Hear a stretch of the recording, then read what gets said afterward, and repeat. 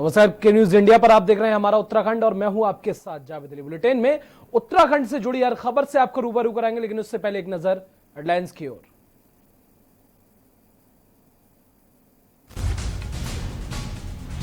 गलवान में चीनी घुसपैठ पर उठे सवाल, पीएम मोदी के बयान पर पीएमओ की सफाई, चीन की हर हिमाकत का सीमा पर दिया जा रहा जवाब। योग दिवस से पहले सीएम त्रिवेंद्र का योग के लिए संदेश है, पीएम के सफल प्रयासों से 21 जून को सार्थक होगा योग दिवस, लोगों से घरों में योगा करने की अपील। चीन के खिलाफ उत्तराखंड में सोशल वार, उत्तराखंड पुलिस का सभी चीनी ऐप पर प्रतिबंध लगाने के आदेश, फोन में बंद होंगे चाइना ऐप। खटीमा में कोर्ट के बाहर वकीलों का प्रदर्शन, चैम्बर के बाहर काम करने का किया विरोध, अनिश्चितकालीन कार्य बहिष्कार की भारी हुंकार। देहरादून में बिल्डरों की धोखाधड़ी, ग्राहकों के साथ फ्लैट के नाम पर खिलवाड़, 90% पैसा ले चुके हैं बिल्डर। उत्तराखंड में फिर फूटा कोरोना बम, 75 नए मरीज मिलने से 177 हुए संक्रमित, सबसे अधिक टिहरी में 28 केस आए सामने। आप देख रहे हैं के न्यूज, खबरों का सारथी। कोरोना पर देहरादून से इस वक्त की बड़ी खबर आपको बता दें, उत्तराखंड में कोरोना का कहर लगातार बढ़ता ही जा रहा है। स्वास्थ्य विभाग ने जारी की मरीजों की लेटेस्ट रिपोर्ट। आपको बता दें, राज्य में आज 101 नए मरीजों में कोरोना की पुष्टि हुई है और उत्तराखंड में कोरोना मरीजों का जो आंकड़ा है अब 2278 हो गया है। तो अभी तक 1433 कोरोना पॉजिटिव मरीज हुए ठीक हो चुके हैं और मौजूदा कोरोना संक्रमितों के जो संख्या है, जो एक्टिव मरीज हैं, वो 803 बचे हुए हैं और 27 कोरोना पॉजिटिव मरीजों की अब तक मौत हो चुकी है, जो दुखद है। और देहरादून में 17 हेल्थ केयर वर्कर भी कोरोना के शिकार हुए हैं। तो टेस्टिंग के लिए लैब में भेजे जा चुके हैं 1279 नए सैंपल। बड़ी खबर कोरोना को लेकर देहरादून से आपको बता रहे हैं। लगातार उत्तराखंड के अंदर जो कोरोना का कहर है वो लगातार जारी है, लगातार बढ़ता ही जा रहा है। ऐसे में अगर बात की जाए अब तक के ठीक हुए मरीजों की, तो 1433 मरीज जो हैं वो ठीक हो चुके हैं और देहरादून में 17 हेल्थ केयर वर्कर भी कोरोना के शिकार हुए हैं। तो टेस्टिंग के लिए लैब में भेजे गए हैं 1279 नए सैंपल।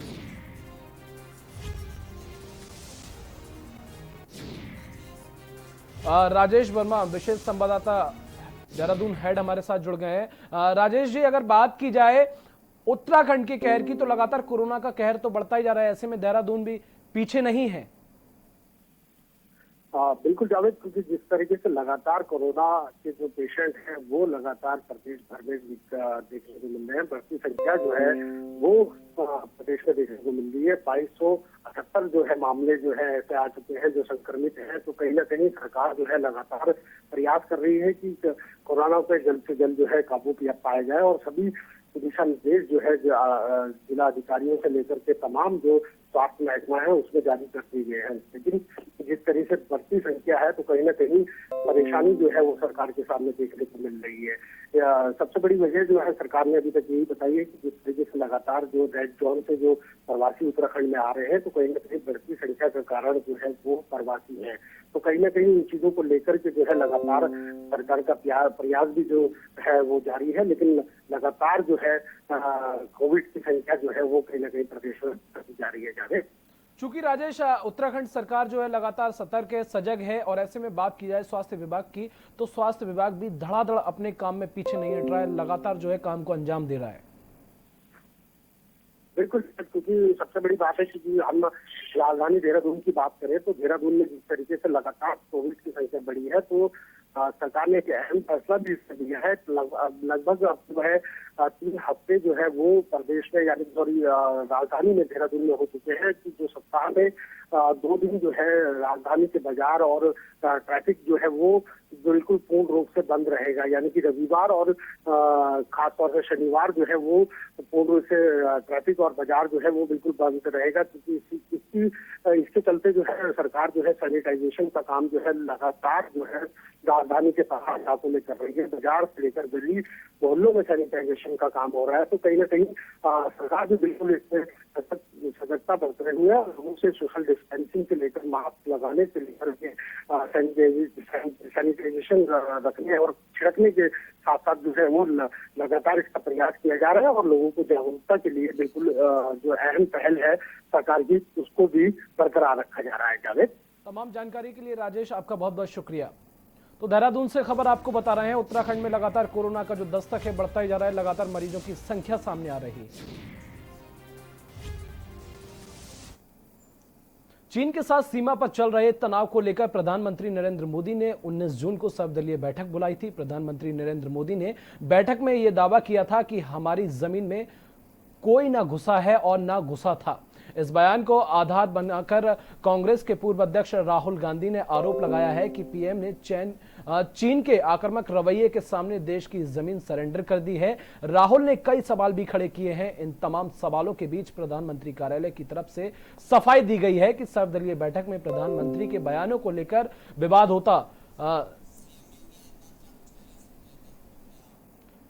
और इसी बीच यूपी के सीएम योगी आदित्यनाथ क्या कुछ कह रहे हैं, सुन लेते हैं।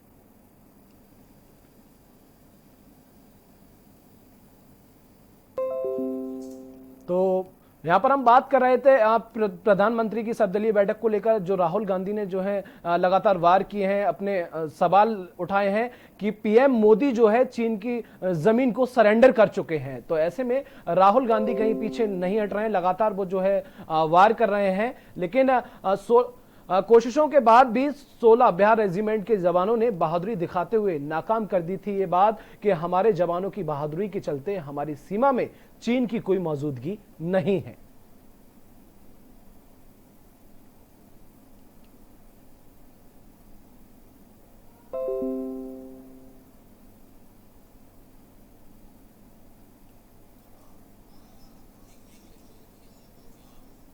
वक्त एक छोटे से ब्रेक का, बहुत जल्द हाजिर होंगे।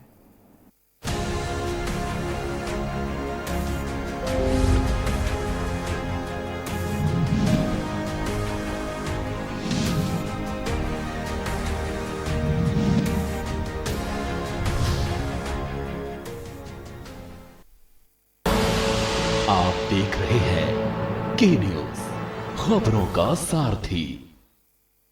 खुदी को आजमाया है तो ये अंदाज आया है, खुदी को आजमाया है तो ये अंदाज आया है।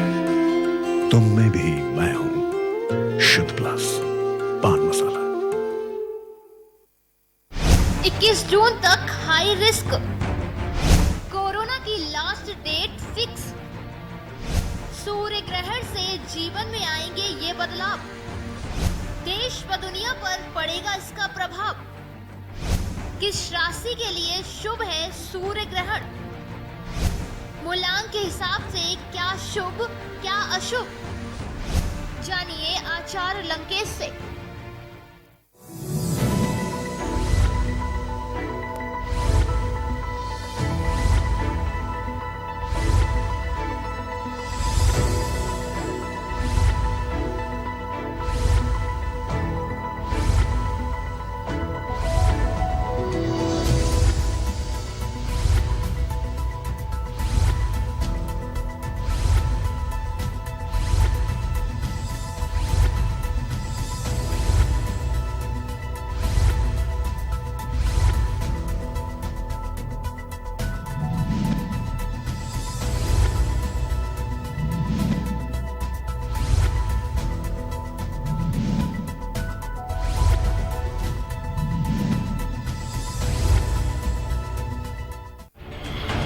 कानपुर में करोड़ों की बेशकीमती जमीन हड़पने का खेल।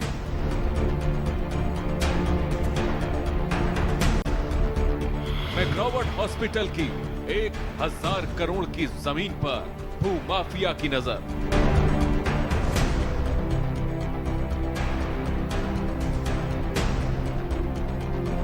भूमाफिया सफेद पोश, गठजोड़ चल रहा शतरंजी चालें।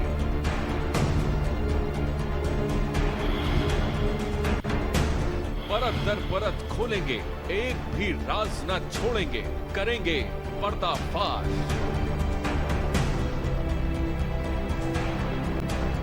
सिर्फ के न्यूज पर।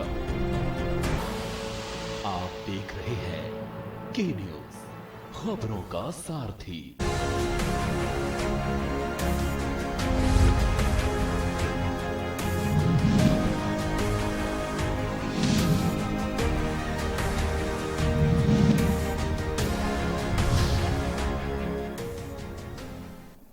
और ब्रेक के बाद एक बार फिर आप सभी का स्वागत है। खबरों में आगे बढ़ते हैं। उत्तराखंड के चीन बॉर्डर के समीप देश के अंतिम प्रवासी गांव नीति घाटी के ग्रामीणों ने अपनी देशभक्ति का एक और नमूना पेश किया है। जी हां, गलवान घाटी में हुए चीनी विश्वासघात पर आक्रोश जताते हुए चीनी नीति बॉर्डर पर बसे देश के अंतिम गांव नीति के ग्रामीणों ने भी एकजुट होकर सरहद पर चीन मुर्दाबाद के जोशीले नारे लगाते हुए चीनी सामान का बहिष्कार और मातृभूमि के लिए बॉर्डर पर सेना के साथ कंधे से कंधा मिलाने को तैयार होने की बात कही।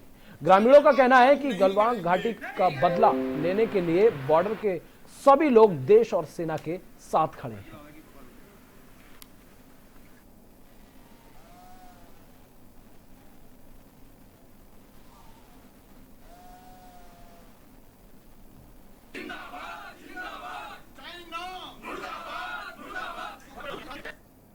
और देहरादून में मुख्यमंत्री त्रिवेंद्र सिंह रावत ने अंतर्राष्ट्रीय योग दिवस की पूर्व संध्या पर जारी अपने संदेश में जनता को अंतर्राष्ट्रीय योग दिवस की शुभकामनाएं दी। साथ ही कहा कि प्रधानमंत्री के सफल प्रयासों से सारा विश्व 21 जून को योग दिवस के रूप में मना रहा है। इस बार के योग दिवस का आयोजन विशेष परिस्थिति में हम लोग कर रहे हैं। विगत वर्षों में जहां हम सार्वजनिक रूप से और लाखों की संख्या में लोग इकट्ठा होकर एक साथ योगाभ्यास करते थे, लेकिन इस साल कोविड-19 की वजह से प्रधानमंत्री ने सभी देशवासियों से अनुरोध किया है कि हम सब लोग अपने घरों में योग करें। कोविड-19 महामारी से बचने के लिए हमारी इम्यूनिटी मजबूत होना बहुत जरूरी है और योग के द्वारा हम अपनी इम्यूनिटी यानी रोग प्रतिरोधक क्षमता को बढ़ा सकते हैं। आज इस अवसर पर मैं आप सब प्रदेशवासियों से अनुरोध करता हूं कि हम सभी विश्व योग दिवस के अवसर पर 1 घंटा अवश्य अभ्यास करेंगे।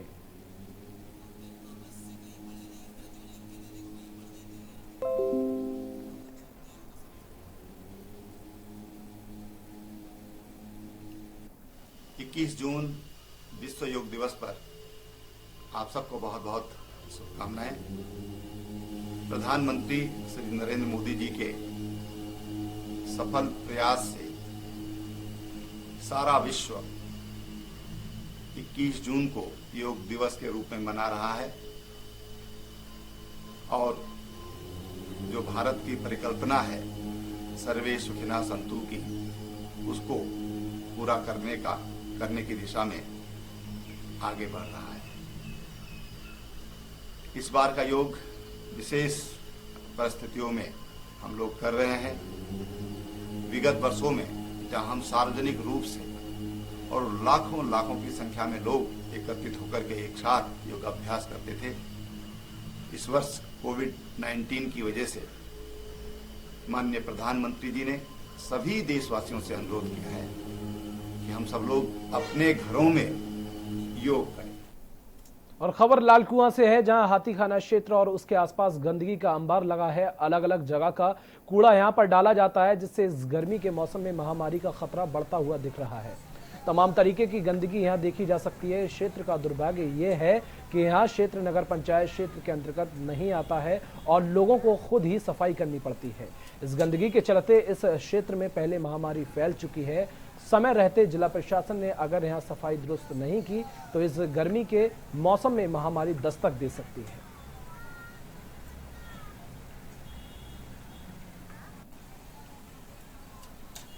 बड़ा दुर्भाग्य का विषय, अभी बरसात का समय चल रहा है, जगह जगह नालियाँ चौके, पानी की निकासी नहीं है और पूरे आप क्षेत्र का देखेंगे, Hathikhana, Bengali colony, Badri company, Nagina colony क्षेत्र का सारे ही क्षेत्रों का ये हाल है कि इतनी स्थिति खराब है कि अगर आप गली से गुजर आएंगे तो मुंह पे रुमाल रख करके निकलना पड़ता है। बड़ी स्थिति खराब है और यही हाल रहा तो बहुत बड़ी कोई होने का शासन प्रशासन इंतजार कर रहा है और इसको धरातल पर शासन प्रशासन को शीघ्र जिम्मेदारी से इसको करना चाहिए।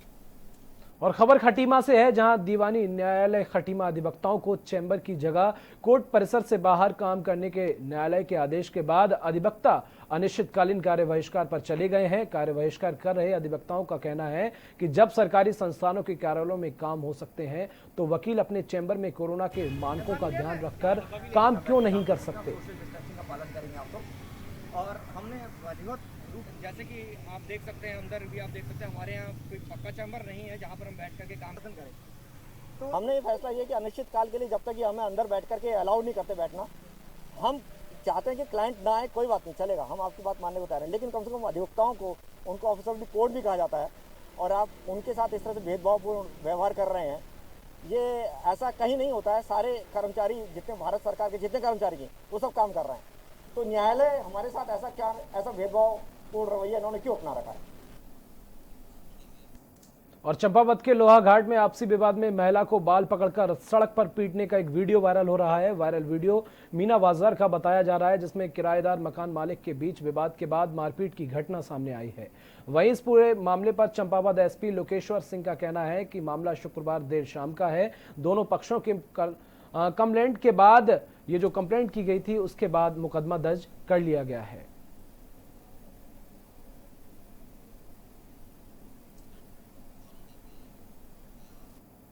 और कोरोना महामारी के दौर में नेहरू युवा केंद्र पिथौरागढ़ के स्वयं सेवकों ने गांव-गांव में लोगों को कोरोना के प्रति जागरूक करने में अहम भूमिका निभाई है।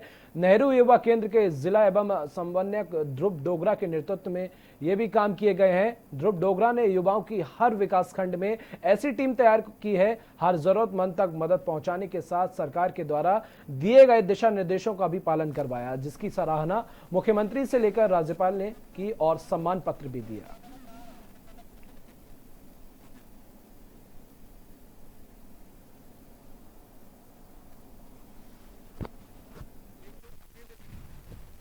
मामला सामने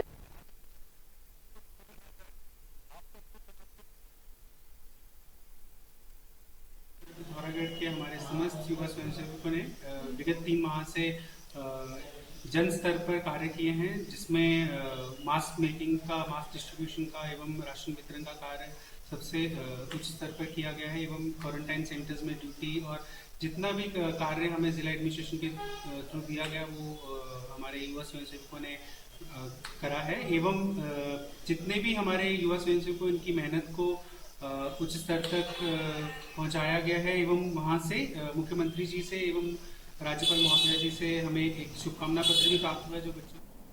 और मुख्यमंत्री त्रिवेंद्र सिंह रावत के आह्वान पर हफ्ते में रविवार और शनिवार में राजधानी के बाजार बंद और सड़कों पर चहल पहल बंद रखने के आदेश दिए गए हैं, जिसके चलते 2 दिन राजधानी में सैनिटाइजेशन का काम लगातार चल रहा है।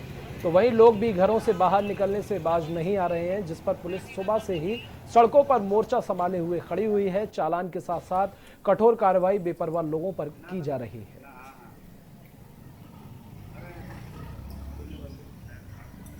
शनिवार और रविवार का जो 2 दिन का कंप्लीट लॉकडाउन है, उसके दृष्टिगत जो सभी दुकानें हैं उन्हें बंद रखा गया है। जितने व्यावसायिक प्रतिष्ठान हैं, बैंक्स हैं, ऑफिसेज हैं, पूर्ण रूप से बंद है।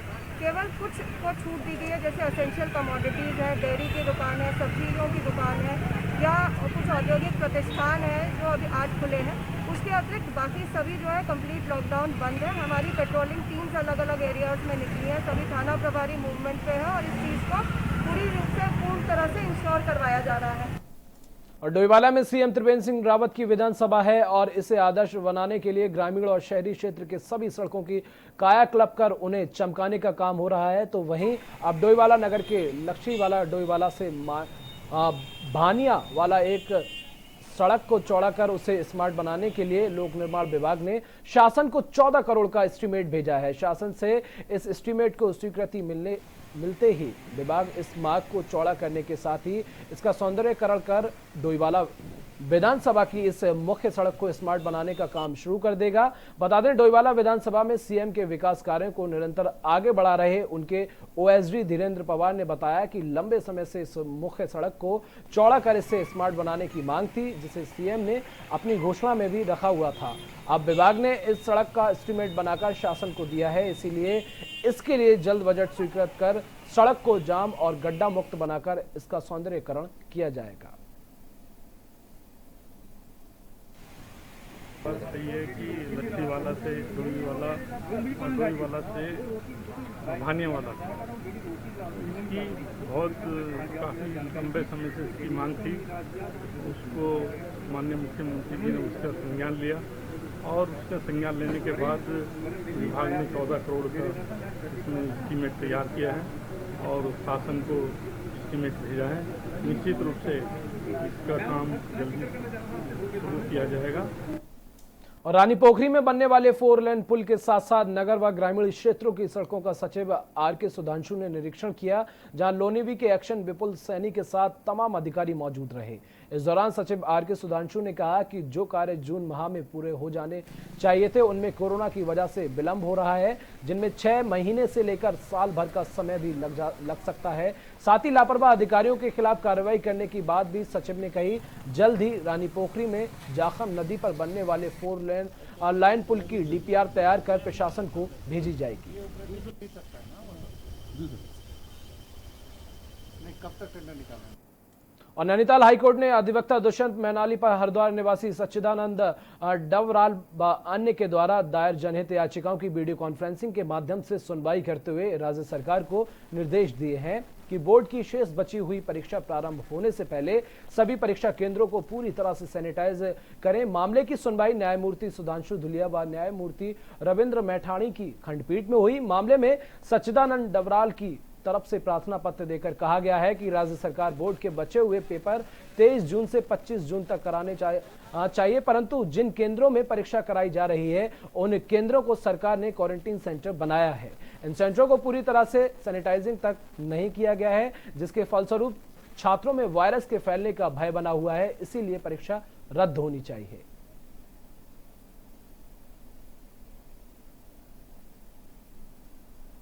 याचिकाकर्ता ने माननीय उच्च न्यायालय उत्तराखंड में एक एप्लीकेशन लगाई थी, जिसमें अनुरोध किया गया था कि जिन स्कूलों में क्वारंटाइन सेंटर चल रहे हैं उनका प्रॉपर सैनिटाइजेशन कराया जाए।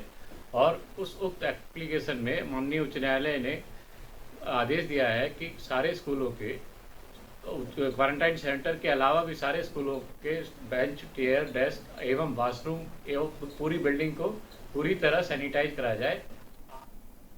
और 15 जून से प्रशासन ने खनन को लेकर जहां रोक लगाई है, वहीं नानक मत्ता के साधु नगर में जमकर अभी भी अवैध खनन का खेल चल रहा है। खनन की खबर मिलने के बाद प्रशासन ने 3 ट्रैक्टर ट्रॉलियों के खिलाफ कार्रवाई की है। नानक मत्ता में ग्राम साधु नगर में कैलाश नदी पे अवैध खनन के संबंध में सूचना प्राप्त हुई, जिसमें 3 ट्रैक्टर ट्रॉली जो है अवैध खनन करते हुए पाए गए हैं और जिनके विरुद्ध जो है अवैध खनन के तहत जो है कार्रवाई की जा रही है। उधम सिंह नगर जिले में एक बार फिर 12 और कोरोना संक्रमित मरीजों की पुष्टि हुई है। सभी संक्रमित मरीज बाहरी राज्यों से लौटे थे। पॉजिटिव आने वाले में 8 दिल्ली, 2 मुंबई और 1 फरीदाबाद, जबकि 1 नोएडा से लौटा था। सभी को क्वारंटाइन किया गया था। 2 दिन पहले स्वास्थ्य विभाग द्वारा सभी संक्रमित मरीजों के सैंपल लेते हुए जांच के लिए भेजे थे। 12 लोगों के सैंपल पॉजिटिव आए हैं। 12 संक्रमित मरीजों के साथ ही जिले में अब कोरोना संक्रमित मरीजों की संख्या बढ़कर 137 हो चुकी है।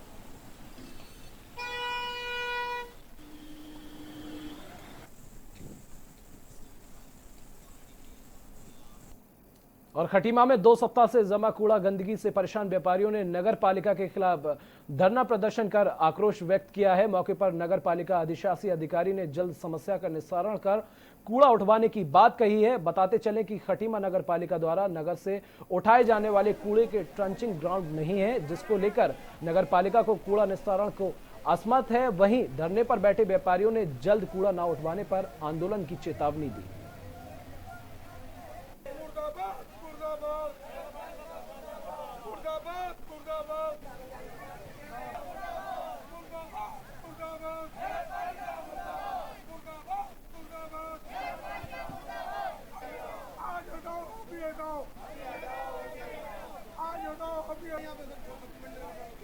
वार्ड नंबर 15 का है। यहाँ पर 8-10 दिन से लगातार कूड़ा पड़ रहा है। बार बार नगर पालिका अधिशासी अधिकारी से, चेयरमैन से कहते गए, कोई सुध नहीं ले रहा है। ये खटीमा की सब्जी मंडी है, ग्रामीण क्षेत्र से लेकर शहर तक की। 10,000 आदमी डेली अप डाउन करता है। यहाँ महामारी फैली पड़ी है, बदबू तुम्हारे ठिकाना नहीं है, गंदगी फैली पड़ी है।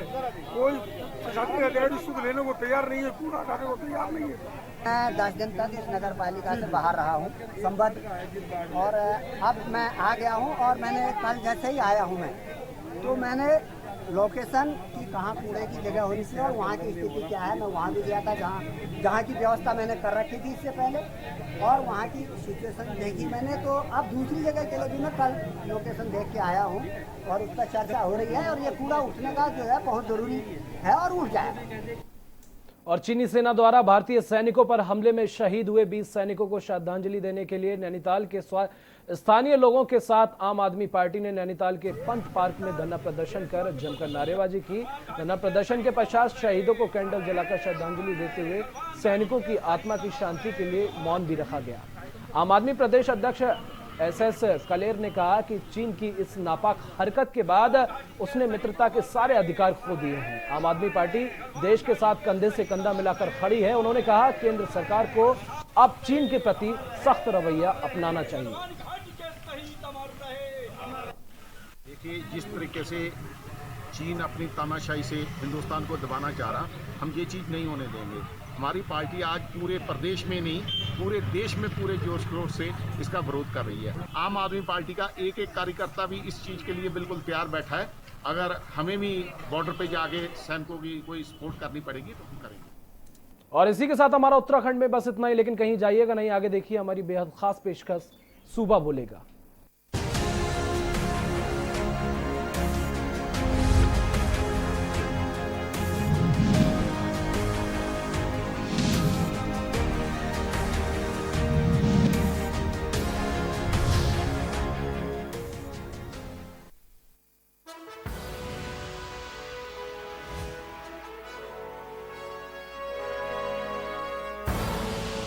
आप देख रहे हैं के न्यूज, खबरों का सारथी। Mount Litra Z School, Unnao, #1 in academics, #1 in sports, best teachers, best result, smart classroom, best transport facility, world class infrastructure के साथ Mount Litra Z School, Unnao।